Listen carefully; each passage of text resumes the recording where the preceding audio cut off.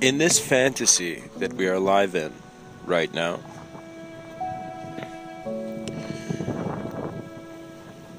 are we always fantasizing? Are we always believing in the reality that is present in us? When we see a tree, when we see a plant, when we see a textbook explaining where they come from, are we satisfied? Or do we want to seek more of an intimate relationship with existence, with God, with the question that is our own face?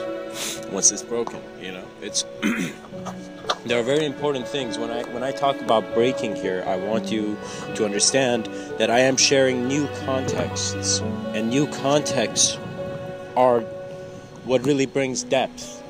In other words, even if you disagree completely 100% with what I'm saying, these ideas become another viewpoint of another human being in front of you in your recollection. Therefore, this is another option of a view, of context, another context of how the word life and existence is used, and many other words as well. I want to talk about fantasies here in this episode, and to kind of give my own views on how I see ideas and how I see a fantasy developing. We all have fantasies, I see a pretty girl, I'm in one now, Joe. But, we have this mental cover. We have these ideas that give us a way out, but we're actually blocking the way out. What does that mean? We want to achieve success, but we're not successful. We want to be that person we want to be, but we can't. It's as if life is telling you, not yet. You're trying to get there, life is telling you, not yet, buddy. Therefore, the reason it's saying not yet is because you don't have a clear idea on what's happening there, I want you to think about it like this. This is a very interesting idea. I talk very, descriptively about in my writings, but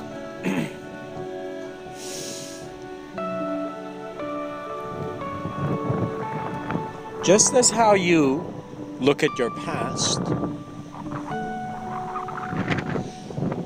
how does your past look at the future? Or is it gone? If time is measured, does that mean we have different experiences in each measurement? Does that mean the seconds are no longer the same? 1 second of this experience of time equals 1 second of this experience of time? And I'm not judging, but many people who lose sense of time understand the reason is because it's an idea and you don't naturally need to think about time constantly. You can choose to keep up a schedule, but that is again living a more organized fantasy.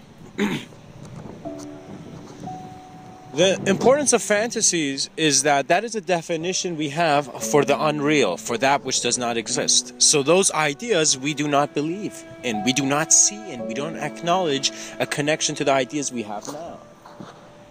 For example, I am sure there are many people out there who want to hold Gandalf's staff and Harry Potter's wand or something like that.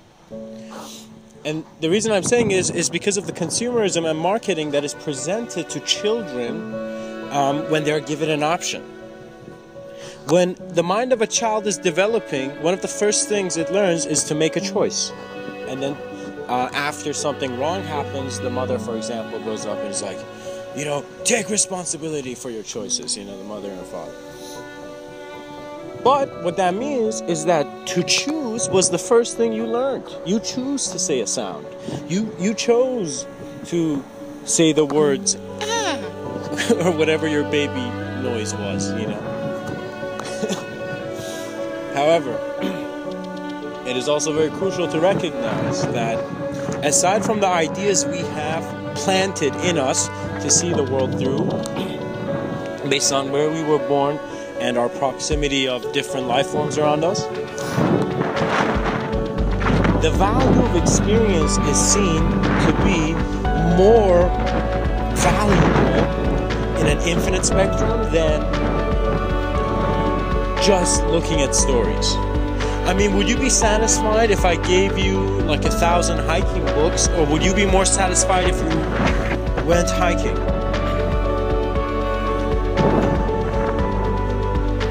What I mean by that is choices are made and now you're here. However, when you look to make other choices, you are seeking solidified objects. You're seeking options. You're seeking solutions. Something certain, right?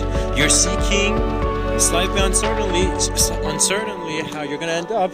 A certainty. You want that certainty. You want that certainty to be, for example, the Wolf of Wall Street guy you want to be, or the monk you want to be, or the person you want to be after university. You're seeking a sense of certainty, but you understand the way you're seeking that certainty is always in the moment now, next thing. It's as if you are tunneling through your experiences. A word I never saw used, but I kind of made it for myself. You know, whoever who could use it, but it's called experience tunneling, where you're no longer caught in just one experience. You go through each experience. It doesn't matter. You just understand that will. We are not even experiencing our free will yet, because some people have doubts on their will. They have doubts. They think if they make the wrong choice, the worst thing can happen. You only make the wrong choice, or you at least get very close to making the wrong choice, when you think you're making the wrong choice. But if you feel confident in your decision, and when I say confident, it's an abstract idea. You need to understand it's a state of being. That's why it's not definable. It's a state of being which you don't have a reality of. That's how it was for me, for example. I was very shy. I was actually extremely silent. But not during my childhood per se, more in the school years.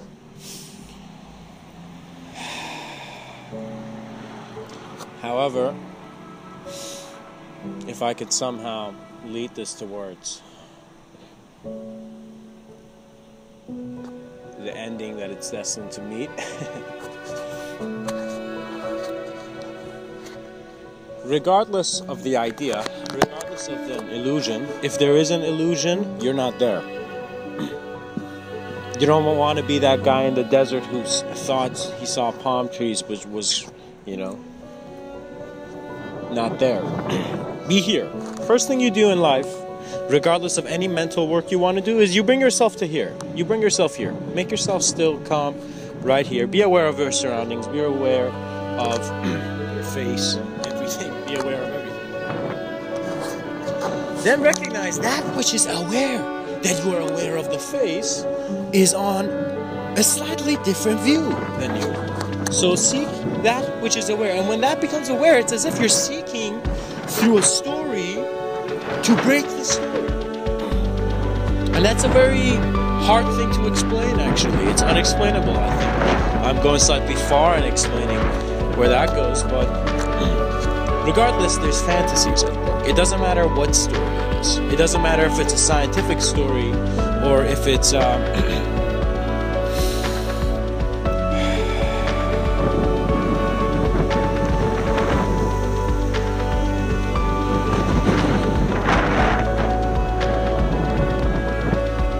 if it's just the wind. It doesn't matter what you observe. But you must recognize that fantasies can serve you or can do the opposite. In other words, if you think life is a fantasy, you will get playful and very, in a sense, loose and open with life. You get comfortable with life when you become playful with life. When you don't take things seriously and you just keep playing, right? When you do that, you're no longer bothered by the past or the future. You're just here. So what do I mean? Let's see if I can explain this better. I want you to visualize your favorite game and imagine that you're sitting in a living room, for example, or somewhere, and you're a kid and you think about, let's say, what do you think about? let's say you're thinking about what you're going to do next week, or how your childhood, began from nothing. And while you have those thoughts, if I suddenly come in the room and I'm like, hey man, let's play that favorite game, your attention will go to the game. It doesn't matter how many deep thoughts you're having. If something passes you by, your attention will go to it. You will come right here. It's as if, just as there are some ideas that are pointing towards the formless, there are some ideas that are pointing to the form. It's as if there's gravity. Ideas have gravity as well. There's a reason each idea is manifest now, and there's natural laws in how we communicate. In other words, we shouldn't be Noah's boat, thinking that we're the only ones, but to see that we are the wind that is blowing the boat. We are the ocean that is keeping the boat afloat. We are the wood. We are the earth. We are the existence that is with itself, open to all existence. A fantasy sometimes makes you too much of a fan to see what you're actually seeing. Stories are entertaining, and entertainment brings playfulness, and it brings you in a more interested state of being. But you also need to choose that you have hands, you have a physical body, you have ideas, you have a mental ability to calculate and move forward, right? Where do you want to be? Where do you want your last step to end? A question which is very, it might be intense to some. Where do you want your last step to end? And how do you want it to end? When I say last step, that means the last foot before you pass away from this life. Literally the last step you take, and then the next step is no longer in your body, or just focused to your body. Therefore, fantasies are giving you images which are going to relate to everything else in your life. Therefore, if you're watching media, you're watching all that imagery to relate to everything else literally you're seeing throughout the world. Your mind is exploring itself to discover that how can it explore anything else when it's creating the sense of self. Reality is simply a station, guys, because there are many different realities. There's many different stations. There's many different ways of looking at life. There's many angles in the room which I could see the center of the room. Therefore, if I can see from many angles, that means I'm a being that's not just limited to two eyes. Some things I don't even need to eyes, and I can grasp it, I can see it, I can understand it. It's as if before the internet, there was this existential connection, and then people solidified into a certain form, and then they were, only building with that technology, How you perceive your resources suggests how much you can be inventive, be an innovator, and to use those resources. What does that mean? That means a lot of people are using oil because that's the technology they know. That's the technology they see. And eventually we're moving to electric cars, and that's the technology we're going to see. But let's say electric cars came in and we went like couple hundred years. Then we would want to develop into the next arena. Therefore, consumerism is an infinite process of updating the product to each generation's suits, or whatever outline it comes through. Kids need to understand that when they said the concrete jungle, I think a reference to New York, it was a jungle because mentally there were tough things happening. There was fear, there was stress, there was calculation, there was desperation for advance, regardless. All these are present, for example, mentally in New York. Therefore, it's the concrete jungle because it's just showing you the concrete. It's the most wild influence. It's just showing you man's rule. It's not showing you nature. It does have some natural parts, but you know, the community in New York is one of active, one of making money, one of like getting to the dream, finding the American dream, right? You see, your dreams must begin personal, and then from that personal develop into other dreams. Because if it doesn't begin personally with you figuring out what your dream is, you will literally be in someone else's dream. You would be in someone else's illusion. You don't want to be in someone else's illusion. You want to be with your own cause. And your cause is not... See how much of an idea it is. See if you want to fight for an idea, or you want to communicate a greater view. You want to see that communication. You want to look through your eyes and view something that is totally different than everything else you know in this changing and infinite and expanding world. You know, it's funny because we have many senses, and when you observe the senses, you think that you need to, for example, touch the clouds to see how they feel. You can't just see the connection of the to truly feel it there, right? But when you see that you're creating, literally there's like a creation point of origin within you, which is your self-awareness, and as it's creating with this existence, it is choosing to believe some things, but it is choosing not to believe some things, and those not to believe some things are also being created. They're being self-created in the moment. In other words, we create conclusions that may blind us, and it's our problem if we're making the conclusion that thickly. If you choose to only believe the first belief you ever heard in your life, then you will be a deaf man for the rest of your life. You know? Don't be a deaf man. Understand there's collectivity. There's an underlining metaphor which such stories and references and fantasies point to. Once you take your shades off, your glasses off, you can see your real vision. You can see this is what you have. Self-exploration is crucial at this time, and not in the self-help way everybody's telling you to do it. It's not a self-help book. It's not with a book. I'm just glad I'm just saying this. I don't even want you to be even stuck on my voice for too long. I want you to just simply hear what I'm saying and go sit down and start exploring yourself.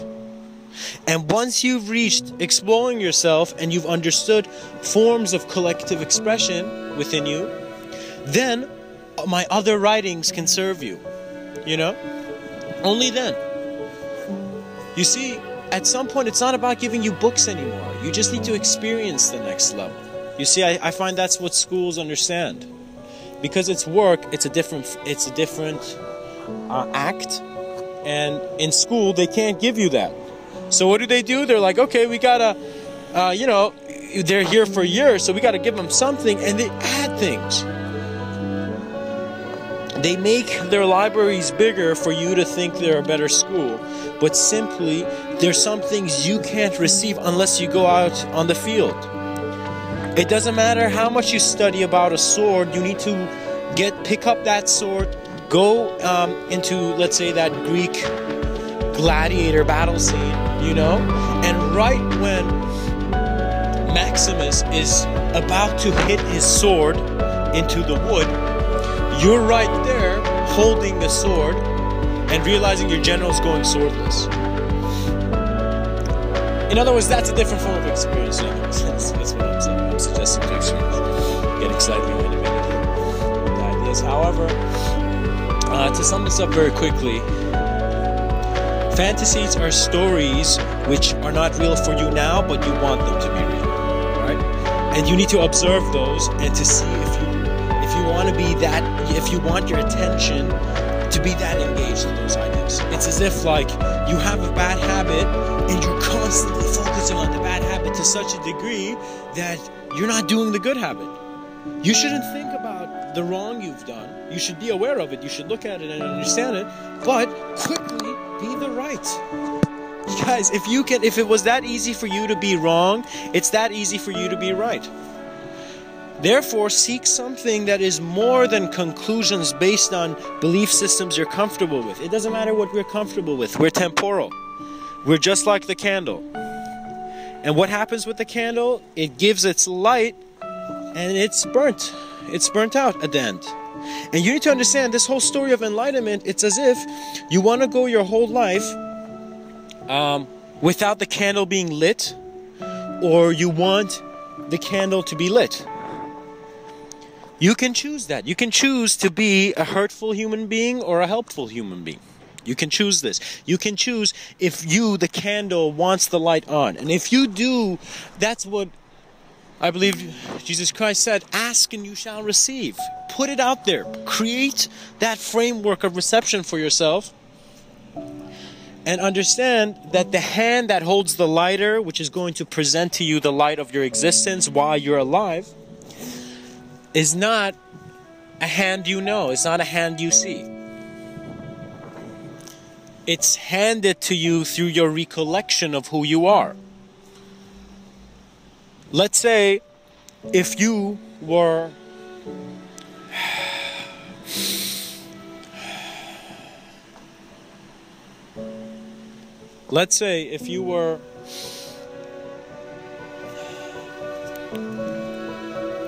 I'm really trying to choose a very good metaphor here to explain poetic metaphors.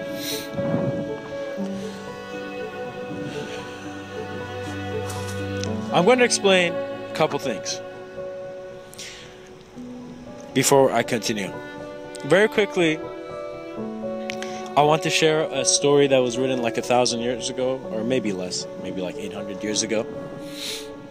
And it's a very powerful story. It was written in a man's sacred hymns, in a very, very conscious human being. And he puts in, if I believe so, that there's this romance between this moth and this candlestick. And the moth and the candlestick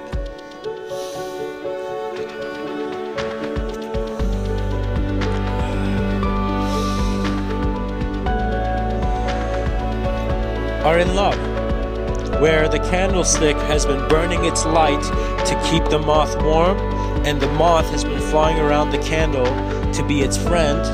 And all this in the whole story changes when the moth's wing catches on fire, where you see two lovers that were trying to do everything for one another,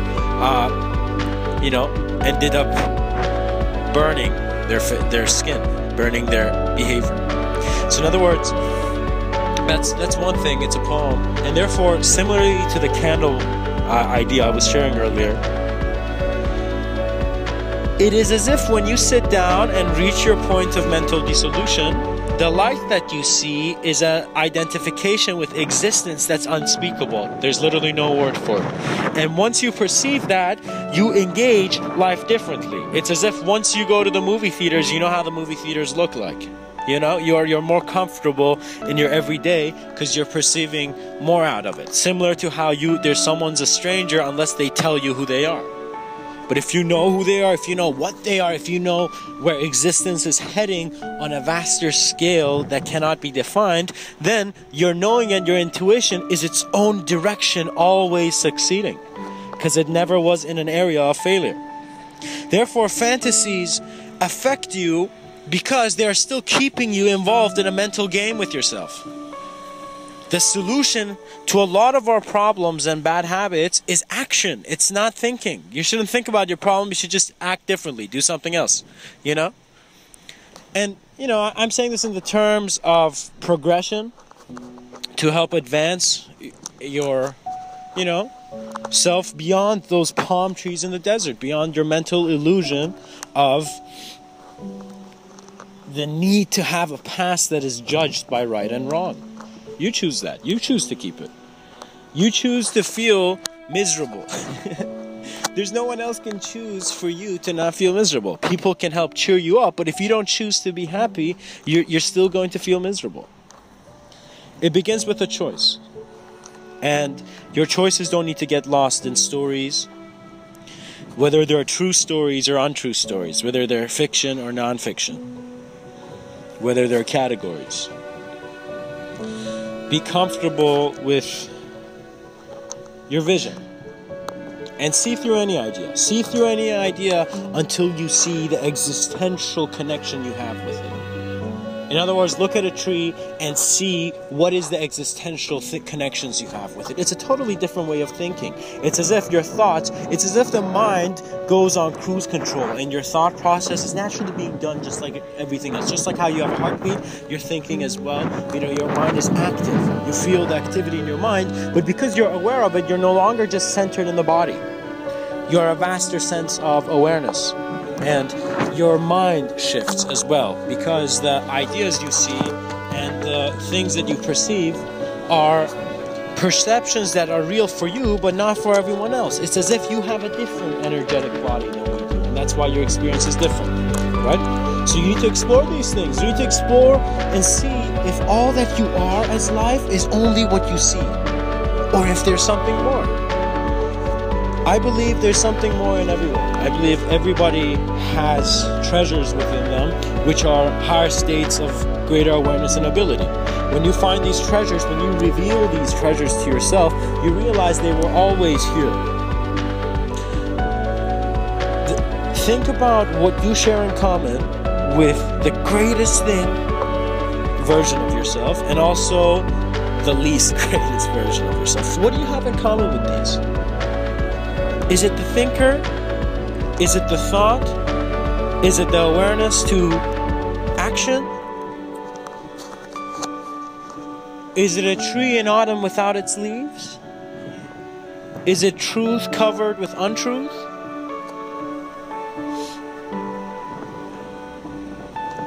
Are the clouds moving with your breath?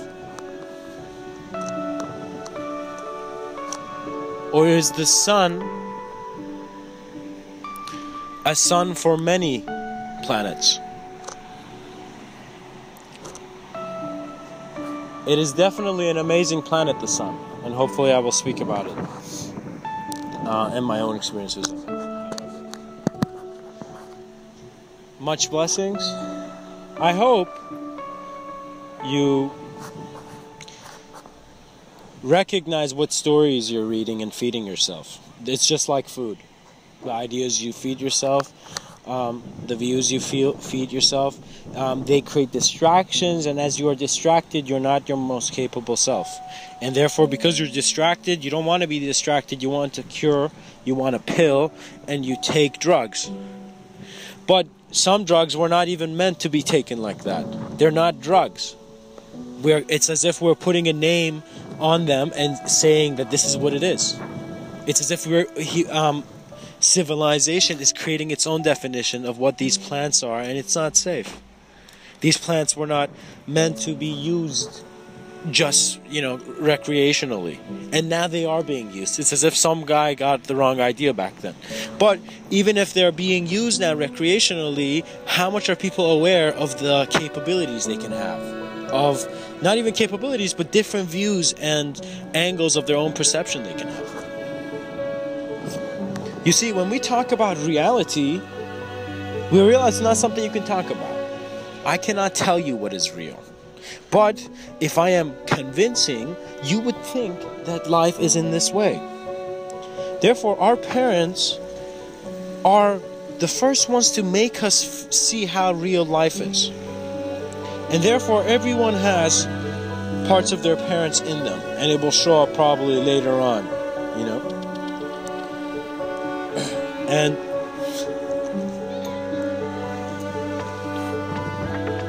to continue,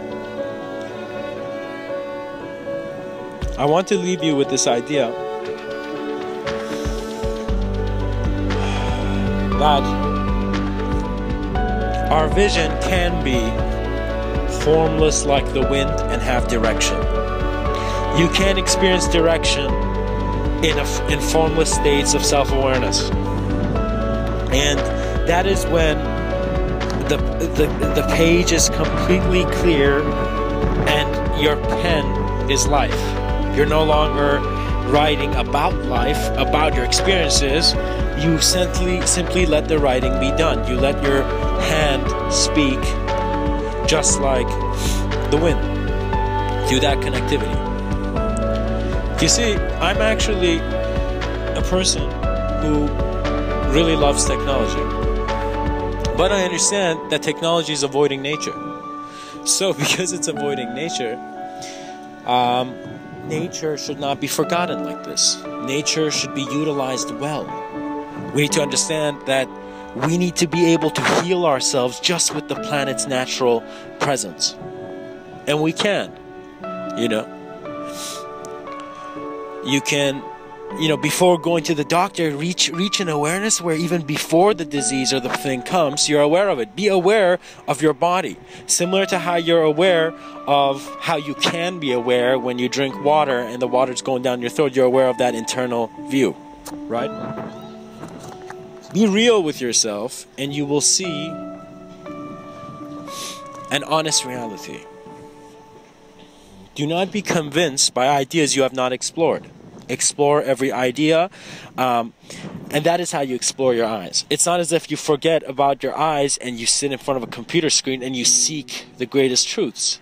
The greatest truths come to you when you are able to see them, when you are there, when you climb that high on the mountain, when you go to that place.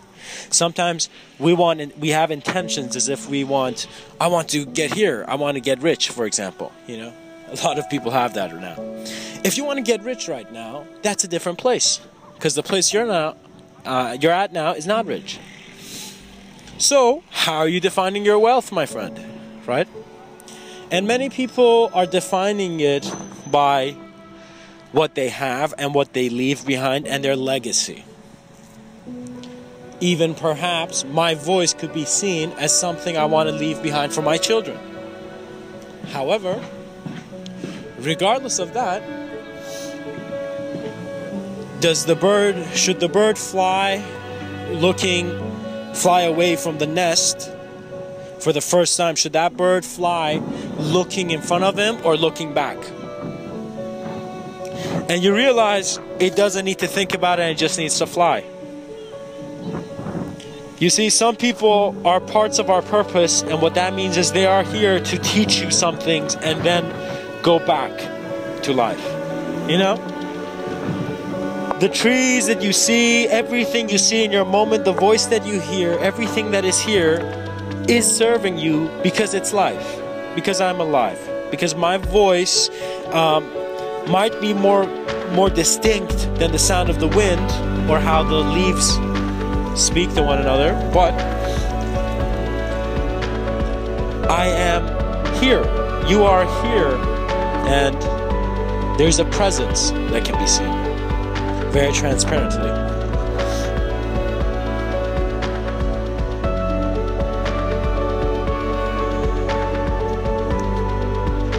Again, I'd like to bring this idea that once you're done playing chess, I don't know who the chess player is actually, but this is a really good chess quote. And the chess quote says that after any game, all the players go back in the box. After you have created this life, you will detach from it after you have attached with it. Guys, detached creation is important, and that is what I mean by not being, I guess, fantasized by the fantasy as well, you know, not trying to be something you're not. There are different wavelengths where experiences like that can be real, but you need to understand it's a collective alignment here. It's as if, similarly to how I said earlier, the sun is a light on many planets. Similarly, the earth is how would I say it? The earth is a place for many types of people, many different forms of consciousness and self-awareness. You see, I see a lot of humans being born, for example, population growth being simply more color on the brush of life. It's as if this is where it's going. And it's as if the human part of it has fear. It's as if humanity looks at it and it's like, we're not going to survive. We're going to die. It's as if there's this idea of fear where we think we're going to go extinct. However, As George Carlin, a very interesting comedian, said, the Earth's been here longer than you. You don't know what you're talking about, right? In other words, there is a knowing, greater cosmic knowing that is guiding this planet. Think about the intelligence that is holding planet Earth right there in the center where it is, in its orbit, and think about the ability of that to align the planets. If there was some universal existential force to help align the planets this way, you're worried about what you're going to say in your job interview? You're worried about gunshots? You're worried about a planet that is locked and doomed? You see, it's okay to be worried and concerned and to take important action, which can come across as rebellion sometimes, but it's needed. However, outside of that, what kind of world are you seeing? What kind of world is the rebel fighting for? And I'm sure it's a better world, so you should be seeing a better world too, Che Guevara has this quote, which I like, and his quote says, "You can kill me, but you can't kill an idea." He understood that we are temporal, right? But an idea has a much more greater lifespan. Aristotle's ideas have a much more greater lifespan than him. It's as if he was here to birth the idea and then leave and perish into another form. And so many people are. And so, regardless if you're Tolkien's pen and you're seeing his imagination flow on the pen for the first time,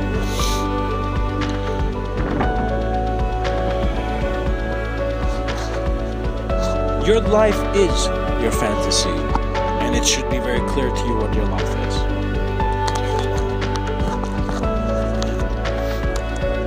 Sometimes what you feel is a quick recording is actually a long release. Guys, always, I really recommend people to hear what I'm saying only in nature. Not only in nature, actually, you can hear it wherever you are, but hear it when you're around trees. If you're in your room and there's no trees, bring a plant in front of you and look at it. I want you to see real life. I want you to see grass, rocks, whatever. And when I say rocks, I don't mean concrete. Because concrete may seem penetrable. However, not the idea of concrete. The idea of concrete can be broken in an instant. Much blessings again. And